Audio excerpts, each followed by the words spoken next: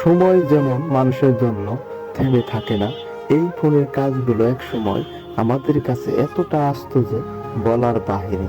সব সময় একটা দুইটা পাঁচটা করে আমরা কাজ করতাম। এই ফোনের মূল বেশি সমস্যা ছিল ফোন থেকে ডিসপ্লে আলাদা না করলে ফোনের কোনো মাদারবোর্ডে কাজ করা যেত না। এমন হয় 2025 সালে ফোনটি আমাদের মাঝে আবারও এসেছে। তাই আমরা আগের নিয়মে কিভাবে বডি থেকে ডিসপ্লেটা আলাদা করে আপনাদের মাঝে উপস্থাপনা করব তা এই ভিডিওতে দেখানো হবে। আমরা এক সময় এই ফোনটি বডি থেকে আলাদা করতে গিয়ে ডিসপ্লে রেবন এবং কি ডিসপ্লেটা ছিঁড়ে ফেলতাম।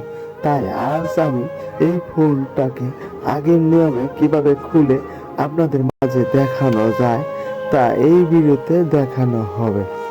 আপনারা শুরু থেকে শেষ পর্যন্ত আমার এই মোবাইল ফোনের কাজটি না দেখলে আপনারা বুঝতে পারবেন না এবং কি শিখতে পারবেন না। তাই আমরা সব সময় কাজ আপনাদের মাঝে উপস্থাপনা করে যাই যেন আপনারা কিছুটা শিখতে পারেন। আমি এই ফোনটাকে দেখতে পারছেন কত সুন্দরভাবে খুলে নিলাম।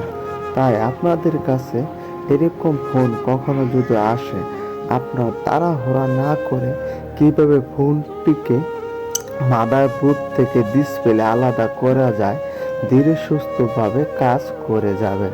কেননা এই ফোনের ডিসপ্লেটা ছিঁড়ে গেলে অরিজিনাল ডিসপ্লের দাম অনেকটাই বেশি। তাই